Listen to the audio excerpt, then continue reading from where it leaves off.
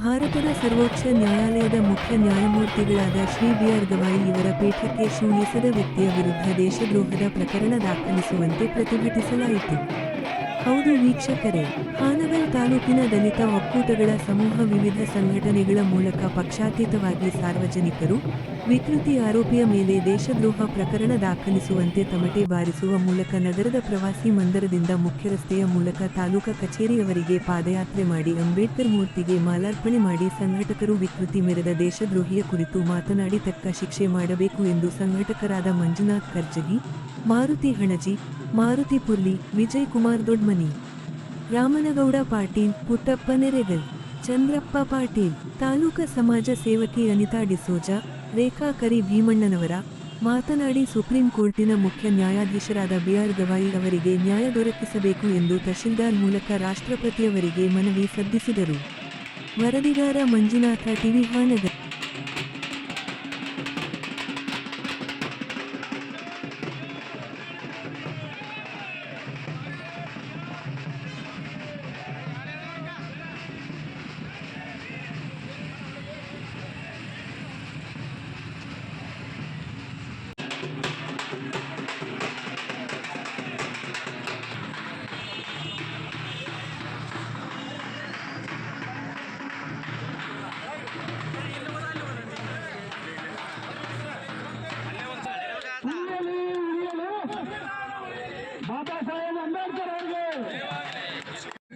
Supreme ಕೋರ್ಟಿನ ನ್ಯಾಯಾಧೀಶರಿಗೆ shoe ಎಸೆಯುವ ಮುಖಾಂತರ ಅವಮಾನ ಮಾಡಿರ್ತಕ್ಕಂಥ ವ್ಯಕ್ತಿ ನಿಜವಾಗ್ಲೂ ಈ ವ್ಯಕ್ತಿ ಆಘಾತಕಾರಕ ವ್ಯಕ್ತಿ. ಹೆಚ್ಚು ಮಾತಾಡ್ತಕ್ಕಂಥ ಅವಶ್ಯಕತೆ ಇಲ್ಲ.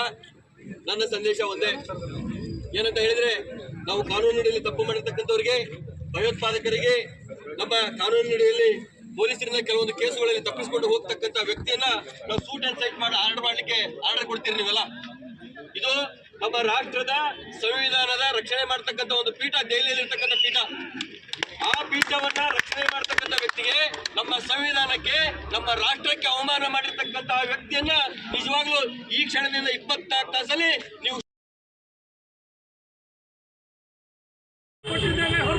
ಅದನ್ನ ಯಶಕ್ಕಲ್ಲ, ಯಶ ಸಂಸ್ಕೃತಿ ಇದ್ರೆ ಅದು ನಿಮ್ದು, ಅದನ್ನ ರಕ್ಷಣೆ ಮಾಡೋ ಸಂಸ್ಕೃತಿ ಇದ್ರೆ ಅದು ಇಡೀ ದಲಿತ ಸಮುದಾಯಕ್ಕೆ ಸೇರಿದ್ದು ಅನ್ನೋದನ್ನ ಸ್ಪಷ್ಟಪಡಿಸ್ಲಿಕ್ಕೆ ಕಿಶೋರ್ ಅವರೇ ನಿಮಗೆ ಎಚ್ಚರಿಕೆ ಮೂಲಕ ಕೊಡ್ಲಿಕ್ಕೆ ಬಯಸ್ತಾರೆ. ಎರಡನೇದೇನು ಹೇಳ್ತಿದ್ದೀರಿ ನೀವು ಕಿಶೋರ್ ಅವರೇ? ಸನಾತನ ಧರ್ಮಕ್ಕೆ ಅಪಪ್ರಚಾರ ಆಗ್ತದೆ ಅಂತ ಹೇಳ್ತಾ ಇದ್ದೀರಿ. ಯಾರು ರಾಮನನ್ನ ಶ್ರೇಷ್ಠ ಮಾಡಿದ್ರು, ಯಾರು ವಿಷ್ಣುವನ್ನ ಶ್ರೇಷ್ಠ ಮಾಡಿದ್ರು ಅಂತ ಹೇಳಿದ್ರೆ, ನಿಜವಾದ ಹಿಂದುತ್ವವನ್ನ, ನೈಜ ಹಿಂದುತ್ವವನ್ನು ಯಾರಾದರೂ ಕಾಪಾಡದಿದ್ರೆ ಅದು ಈ ನೆಲದ ನಕ್ಷತ್ರಗಳಾಗಿರ್ತಕ್ಕಂಥ ದುಡಿಯುವ ವರ್ಗ, ದಲಿತ ವರ್ಗ ಅಂತಕ್ಕಂಥದನ್ನ ಅರ್ಥ ಮಾಡ್ಕೊಳ್ಬೇಕು ಅಂತಕ್ಕಂಥ ಸಂದೇಶವನ್ನ ಕೊಡ್ಲಿಕ್ಕೆ ಬಯಸ್ತೇವೆ. ಆದರೆ ದಾಳಿಯಾಗಿ ಇಲ್ಲಿವರೆಗೂ ಕ್ರಮ ತೆಗೆದುಕೊಳ್ಳದೆ ಇರತಕ್ಕಂಥ ಸರ್ಕಾರದ ನಡೆ ಬಗ್ಗೆ ಆತಂಕ, ಅನುಮಾನ ಶುರು ಆಗ್ತಾ ಇದೆ. ಇಂಥ ಸಂದರ್ಭ ಬಂದಾಗ ಸರ್ಕಾರ ಯಾರೋ ಕೇಸ್ಗಳನ್ನು ದಾಖಲು ಮಾಡಬೇಕು ಅಂತ ಕಾಯಬೇಕಾಗಿಲ್ಲ. ಸೋಮೋಟೋ ಕೇಸ್ಗಳನ್ನು ದಾಖಲು ಮಾಡಿಕೊಳ್ಳುವ ಮೂಲಕ ತಾನೇ ನಿಂತುಕೊಂಡು ಕ್ರಮವನ್ನು ತೆಗೆದುಕೊಳ್ಬೇಕಾಗಿತ್ತು. ಇದರಲ್ಲಿ ಅಮಿತ್ ಶಾ ಹೋಗ್ತದೆ, ಎಚ್ಚರಿಸಬೇಕಾಗಿದೆ. ಅಮಿತ್ ಶಾ ಅವರೇ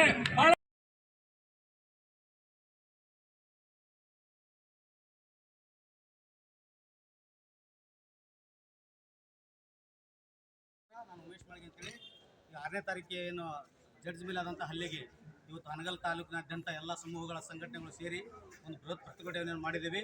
ಈ ಪ್ರತಿಭಟನೆಯನ್ನು ಮುಂದೆ ಇದು ನ್ಯಾಯಯುತವಾಗಿ ನಡೆದಿದೆ ಅಂದರೆ ಮುಂದೆ ಉಗ್ರ ಹೋರಾಟವನ್ನು ಪಡೆದಿದ್ದಂಥ ಸ್ವರೂಪವನ್ನು ಪಡೆದಿದ್ದು ಹೇಳಿ ನಾನು 2 ಮಾತನ್ನು ಮುಗಿಸ್ತೇನೆ. ತಾರೀಕಿನ ಈ ಒಂದು ಘಟನೆ ನಡೆದಿತ್ತು. ದೇಶಾದ್ಯಂತ ಸಂಚಲನವನ್ನು ಕೂಡ ನಾವು ಉಂಟು ಮಾಡಿತ್ತು. ಹಾಗಾಗಿ ಪ್ರಜಾಪ್ರಭುತ್ವವಾದಿಗಳಾದ ನಾವೆಲ್ಲರೂ ಒಂದು ಸಭೆಯನ್ನು ಸೇರಿ ಹಾನಗಲ್ನ ಪ್ರವಾಸಿ ಮಂದಿರದಲ್ಲಿ ಅನೇಕ ಸಂಘಟನೆಗಳ ಮುಖ್ಯಸ್ಥರು ಮತ್ತು ಅನೇಕ ಮುಖಂಡರುಗಳು ಸೇರಿ ಸಮುದಾಯಗಳ ವತಿಯಿಂದ ಅಂದರೆ ದಲಿತ ಒಕ್ಕೂಟಗಳ ಸಹಯೋಗದಲ್ಲಿ ಅನೇಕ ಸಂಘಟನೆಗಳು ಎಲ್ಲ ಸೇರಿ ಇವತ್ತು ಒಂದು ಹೋರಾಟವನ್ನು ಹಮ್ಮಿಕೋಬೇಕು ಅನ್ನೋ ಬೇಡಿಕೆ ಇತ್ತು. ಆ ನಿಟ್ಟಿನಲ್ಲಿ ಇವತ್ತು ಸುಮಾರು 1,000ಕ್ಕೂ ಅಧಿಕ ಜನ ಏನು ತಾಲೂಕಿನಿಂದ ಕೂಡಿ ಅನೇಕ ಮುಖಂಡರುಗಳು ಇವತ್ತು ನಮ್ಮ ಹೋರಾಟವನ್ನು ಸ್ಪಷ್ಟವಾದ ಸಂದೇಶವನ್ನು, ಸಂವಿಧಾನ ಕಾಯಲಿಕ್ಕೆ, ಪ್ರಜಾಪ್ರಭುತ್ವ ಕಾಯಲಿಕ್ಕೆ ನಾವೆಲ್ಲ ಇದ್ದೇವೆ ಅನ್ನೋದನ್ನು ಸ್ಪಷ್ಟವಾದ ಸಂದೇಶವನ್ನು ನಾವಿವತ್ತು ಹಾನಗಲ್ನಿಂದ ದೇಶಕ್ಕೆ ಕಳಿಸಿದ್ದೇವೆ ಅಂತ ಹೇಳಲಿಕ್ಕೆ ಸಂತೋಷವಾಗಿದೆ.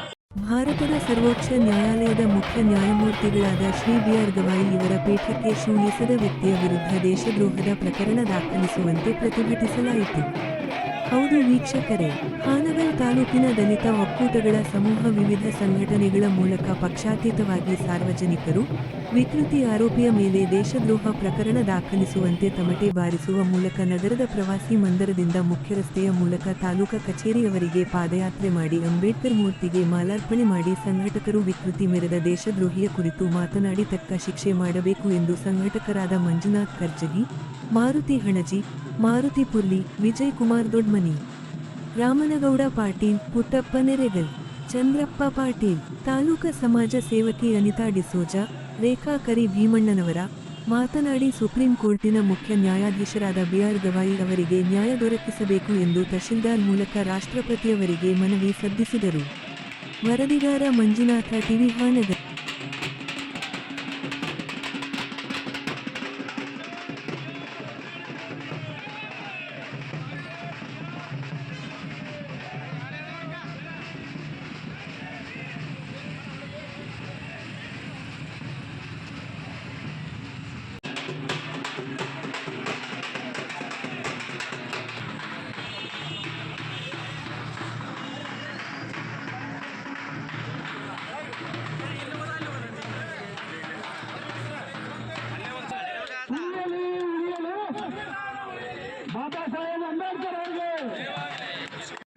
ಸುಪ್ರೀಂ ಕೋರ್ಟಿನ ನ್ಯಾಯಾಧೀಶರಿಗೆ ಶಿವ ಮುಖಾಂತರ ಅವಮಾನ ಮಾಡಿರ್ತಕ್ಕಂಥ ವ್ಯಕ್ತಿ ನಿಜವಾಗ್ಲೂ ಈ ವ್ಯಕ್ತಿ ಆಘಾತಕಾರಕ ವ್ಯಕ್ತಿ.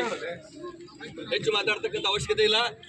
ನನ್ನ ಸಂದೇಶ ಒಂದೇ, ಏನಂತ ಹೇಳಿದ್ರೆ, ನಾವು ಕಾನೂನಿನಲ್ಲಿ ತಪ್ಪು ಮಾಡಿರ್ತಕ್ಕಂಥವ್ರಿಗೆ, ಭಯೋತ್ಪಾದಕರಿಗೆ ನಮ್ಮ ಕಾನೂನಿನಲ್ಲಿ ಪೊಲೀಸರಿಂದ ಕೆಲವೊಂದು ಕೇಸುಗಳಲ್ಲಿ ತಪ್ಪಿಸಿಕೊಂಡು ಹೋಗ್ತಕ್ಕಂಥ ವ್ಯಕ್ತಿಯನ್ನ ನಾವು ಸೂಟ್ ಅಂಡ್ ಸೈಟ್ ಮಾಡಿ ಆರ್ಡರ್ ಕೊಡ್ತೀರಿ ನೀವೆಲ್ಲ.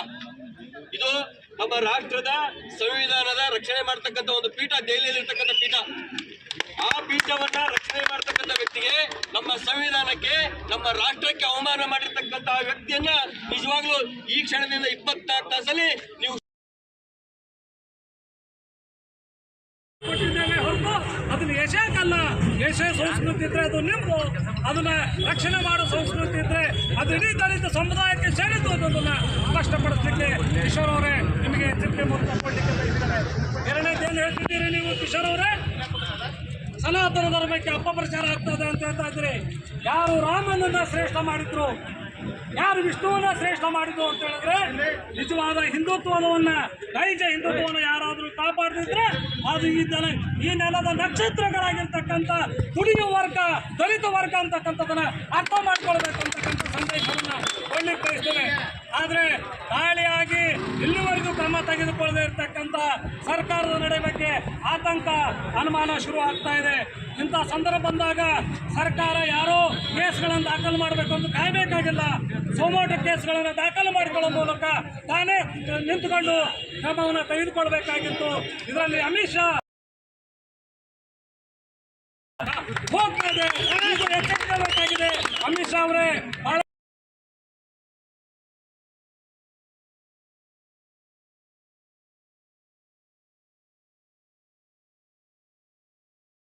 ನಾನು ಉಮೇಶ್ ಮಾಳ್ಗೆ ಅಂತೇಳಿ 6ನೇ ತಾರೀಕಿಗೆ ಏನು ಜಡ್ಜ್ ಮೇಲೆ ಆದಂಥ ಹಲ್ಲೆಗೆ ಇವತ್ತು ಹಾನಗಲ್ ತಾಲೂಕಿನಾದ್ಯಂತ ಎಲ್ಲ ಸಮೂಹಗಳ ಸಂಘಟನೆಗಳು ಸೇರಿ ಒಂದು ಬೃಹತ್ ಪ್ರತಿಭಟನೆಯನ್ನು ಮಾಡಿದ್ದೀವಿ. ಈ ಪ್ರತಿಭಟನೆಯನ್ನು ಮುಂದೆ ಇದು ನ್ಯಾಯಯುತವಾಗಿ ನಡೆದಿದೆ ಅಂದರೆ ಮುಂದೆ ಉಗ್ರ ಹೋರಾಟವನ್ನು ಪಡೆದಿದ್ದಂಥ ಸ್ವರೂಪವನ್ನು ಪಡೆದಿದ್ದು ಹೇಳಿ ನಾನು 2 ಮಾತನ್ನು ಮುಗಿಸ್ತೇನೆ. ತಾರೀಕಿನ ಈ ಒಂದು ಘಟನೆ ನಡೆದಿತ್ತು.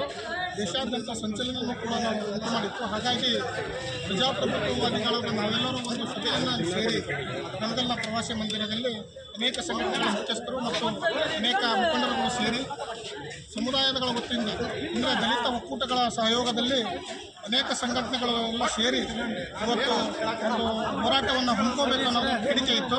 ಆ ನಿಟ್ಟಿನಲ್ಲಿ ಇವತ್ತು ಸುಮಾರು 1,000ಕ್ಕೂ ಅಧಿಕ ಜನ ಏನು ತಾಲೂಕಿನಿಂದ ಕೂಡಿ ಅನೇಕ ಮುಖಂಡರುಗಳು ಇವತ್ತು ನಾವು ಹೋರಾಟವನ್ನು ಸ್ಪಷ್ಟವಾದ ಸಂದೇಶವನ್ನು, ಸಂವಿಧಾನ ಕಾಯಲಿಕ್ಕೆ, ಪ್ರಜಾಪ್ರಭುತ್ವ ಕಾಯಲಿಕ್ಕೆ ನಾವೆಲ್ಲ ಇದ್ದೇವೆ ಅನ್ನೋದನ್ನು ಸ್ಪಷ್ಟವಾದ ಸಂದೇಶವನ್ನು ನಾವಿವತ್ತು ಹಾನಗಲ್ನಿಂದ ದೇಶಕ್ಕೆ ಕಳಿಸಿದ್ದೇವೆ ಅಂತ ಹೇಳಲಿಕ್ಕೆ ಸಂತೋಷ.